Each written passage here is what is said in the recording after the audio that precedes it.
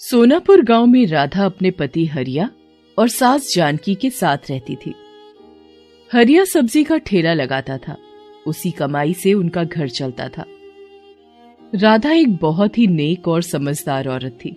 वो घर का सारा काम करती और अपने पति और सास की खूब सेवा करती थी। राधा और हरिया अपने सादे से जीवन में बहुत खुश थे, लेकिन राधा की सास जानकी एक दुष्ट औरत थी। वो राधा के हर काम में कोई ना कोई कमी निकालती और उसे ताना देने का कोई मौका नहीं छोड़ती।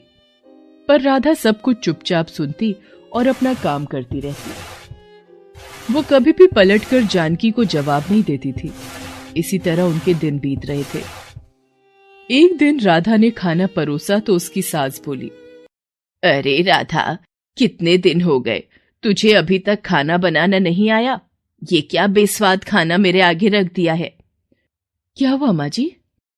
होना क्या है, मेरी तो किस्मत ही फूट गई जो अपने बेटे के लिए तुझ जैसी निकम्मी बहू ले आई।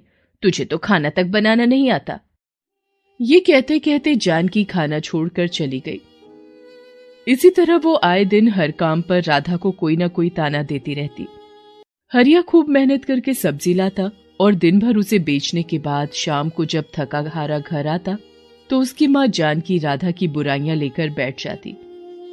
बेटा, तू तो सारा दिन घर से बाहर मेहनत करता है। तुझे क्या पता, तेरी बीवी तो मुझे ठीक से 2 वक्त का खाना भी नहीं देती। अरे माँ, क्यों गुस्सा होती हो? मैं उसे समझा दूंगा। अब वो तुम्हारा मनपसंद बना दिया करेगी। हरिया भी कभी अपनी माँ के आगे नहीं बोलता था। दोनों अपनी माँ की बहुत इज्जत करते थे, परंतु जानकी हमेशा राधा के पीछे पड़ी रहती थी और उसे जली कटी सुनाती रहती थी। एक दिन हरिया सब्जी का ठेला लेकर घर को वापस आ रहा था। तभी रास्ते में उसका एक्सीडेंट हो जाता है, जिसमें उसे बुरी तरह चोट आती है। कुछ राहगीर उसे उठाकर अस्पताल ले जाते हैं और उसके घर पर खबर पहुंचा देते हैं। हरिया को काफी ज्यादा चोट आने के कारण और बहुत खून बह जाने के कारण काफी कमजोरी आ जाती है। डॉक्टर राधा को समझाते हैं, देखिए, इनकी हालत ठीक होते होते काफी समय लग जाएगा, क्योंकि इनकी एक टांग पर गहरी चोट आई है, जिस वजह से कुछ महीनों तक इन्हें आराम ही करना होगा। यदि आराम नहीं किया गया तो ये जीवन भर शायद चल ना पाए। जी डॉक्टर साहब, मैं इनका पूरा ध्यान रखूंगी। राधा हरिया को लेकर घर आ जाती है। अब राधा पर बहुत काम आ जाता है। उसे घर के साथ साथ हरिया का भी पूरा ध्यान रखना था। उसका हर छोटा बड़ा काम उसे करना पड़ता था। हरिया के इलाज पर वो सारा पैसा खर्च हो गया जो राधा ने जोड़ कर रखा था। अब तो घर में राशन के लिए भी पैसे नहीं थे। राधा को बहुत चिंता हो रही थी कि राशन कहां से आएगा। जानकी भी उसे ताने मारती रहती थी। अरे मनहूस, तूने तो अपने पति को अपाहिज बनाकर बिस्तर पर लिटा दिया। अब इस बुढ़ापे में क्या मैं राशन का इंतजाम करने जाऊंगी? तू तो जवान है, कुछ काम क्यों नहीं करती? राधा जानकी की ऐसी बातें सुनकर बहुत दुखी और चिंतित होती थी। वो कुछ काम नहीं जानती थी जिससे कि पैसा कमाया जा सके। हे भगवान, ये कैसी परीक्षा की घड़ी में तूने मुझे डाल दिया है। अब मैं घर को संभालूं या कमाने के लिए बाहर जाऊं? मैंने तो कभी कोई काम किया नहीं। भगवान, आप ही मेरी मदद करें। राधा स्वभाव की बहुत अच्छी थी। इसी कारण पड़ोस के लोगों ने उसकी काफी मदद की, जिससे कि अब तक उसका गुजारा चल रहा था। परंतु अब केवल 2 दिन का ही राशन बचा था। राधा चिंतित हो रही थी और घर के बाहर मुंडेर पर गहरी सोच में बैठी थी। तभी वहां एक साधु बाबा आते हैं। बेटी, क्या इस भूखे साधु को कुछ खाने को मिलेगा? राधा सोच में पड़ जाती है कि उसके पास तो अपने खाने के भी लाले पड़े हैं और ऐसे समय में इस साधु बाबा को क्या खिलाए। परंतु राधा स्वभाव की बहुत अच्छी थी, जिस कारण वे उन्हें मना नहीं कर सकी। उसने सोचा, उसके हिस्से का जो रूखा सूखा पड़ा है वो वही बाबा को दे देती है। आप यहां बैठिए बाबा, इस गरीब के घर में जो रूखा सूखा है वही ग्रहण करें। ये कहते हुए राधा थाली में भोजन परोस लाती है और साधु बाबा के आगे रख देती है। बेटी, मैं तुम्हारे चेहरे पर चिंता देख रहा हूं। मुझे बताओ, तुम्हें क्या कष्ट है? नहीं बाबा, कुछ नहीं। परंतु बाबा के बार बार पूछने पर राधा उन्हें अपनी सारी परेशानी बता देती है। मैं जानता हूं कि तुम बहुत परेशानी में हो, फिर भी तुमने मुझे भोजन खिलाया। तुम एक बहुत नेक औरत हो, इसीलिए मैं तुम्हारी मदद करना चाहता हूं। आप मेरी मदद कैसे करेंगे? साधु बाबा एक कपड़े सीने की मशीन राधा को देते हैं और कहते हैं, देखो बेटी, इस मशीन में जादू है जो तुम्हारी मदद करेगी। तुम इसे अपने पास रखना। तुम्हें जो भी सिलना आता है, तुम वही कपड़े सिलना शुरू करो।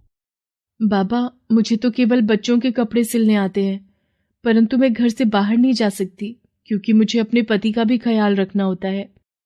हाँ, मैं सब समझता हूँ बेटी, तभी तो मैंने तुम्हें ये जादुई मशीन दी है जो तुम्हारी मुश्किल आसान कर देगी। तुम घर बैठे ही बच्चों के कपड़े सिलना, देखना तुम्हें उस काम में खूब सफलता और पैसा मिलेगा, जिससे तुम्हारी सारी परेशानियां दूर हो जाएंगी और तुम्हारी सास भी तुम पर नाराज नहीं होगी। इस मशीन से कोई कपड़ा खराब नहीं बनेगा। तुम जो भी बनाओगी वो बहुत अच्छा बनेगा। आपकी बहुत कृपा साधु बाबा, आपने तो मेरी परेशानी हल कर दी। अच्छा, अब मैं चलता हूं। तुम जल्दी अपना काम शुरू कर दो। ये कहते हुए साधु बाबा वहां से चले जाते हैं और राधा वो मशीन अपने कमरे में रख लेती है। अगले ही दिन से राधा बच्चों के कपड़े सिलने का काम शुरू कर देती है। आस पड़ोस में कुछ घरों के लिए वो कपड़े सिलती है जो कि सभी को बहुत पसंद आते हैं। अरे बहन, तुमने मेरी बेटी का जो फ्रॉक बनाया था वो मेरी सभी सहेलियों को बहुत पसंद आया। वो सब भी तुमसे कपड़े सिलवाना चाहती हैं। हाँ हाँ, क्यों नहीं, तुम उन्हें मेरे घर ले आना। इस तरह से राधा का काम सभी को बहुत पसंद आता है और उसके पास कपड़े सिलवाने वालों की भीड़ बढ़ती जाती है।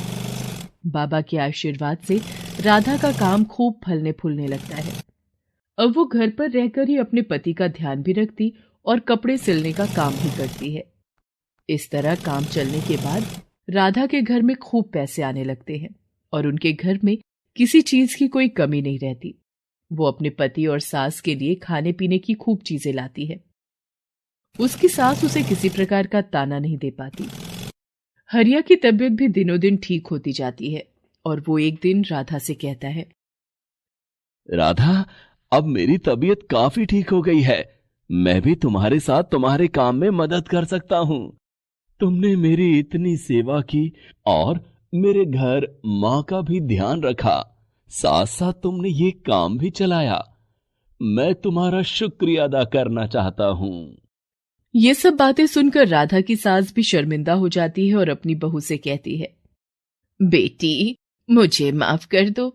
मैंने तुम्हारी काबिलियत पर हमेशा शक किया और तुम्हारे हर काम करने के बाद भी मैंने तुम्हें ताना ही मारा, परंतु आज तुम्हारी वजह से मेरा बेटा भी ठीक हो गया और हमारे घर में किसी चीज की कोई कमी भी नहीं रही। अरे माँ जी, आप माफी क्यों मांग रही हैं? ये मेरा ही घर है, आप लोग मेरे अपने हैं। मेरा फर्ज बनता है कि मैं इस घर का पूरा ध्यान रखूं और मैंने पूरी कोशिश भी की।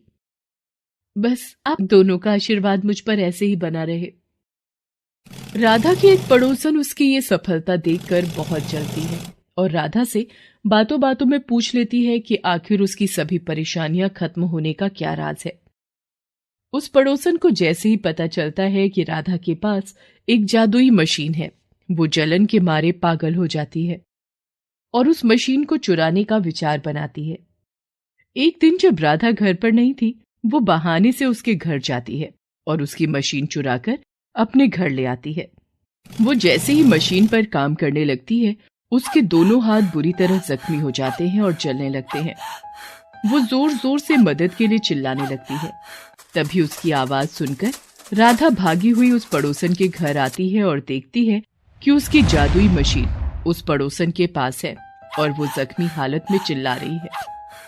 राधा जल्दी से उसके हाथों की आग बुझाती है और मरहम पट्टी करती है। ये सब होने के बाद वो पड़ोसन बहुत शर्मिंदा होती है और राधा से माफी मांगती है। मुझे माफ कर दो राधा, मैंने जलन में आकर तुम्हारी जादुई मशीन चुरा ली जिसका मुझे ये फल मिला, लेकिन तुमने फिर भी मेरी मदद की। तुम बहुत अच्छी हो राधा, तभी तुम पर भगवान का आशीर्वाद है। मैंने चोरी करके बहुत बड़ी गलती की, मुझे माफ कर दो। नहीं बहन, ऐसी बातें मत करो, गलती तो हर इंसान से हो जाती है। तुमने अपनी गलती मान ली, यही बड़ी बात है। पर मुझसे वादा करो कि आगे से तुम ऐसा कोई काम नहीं करोगी।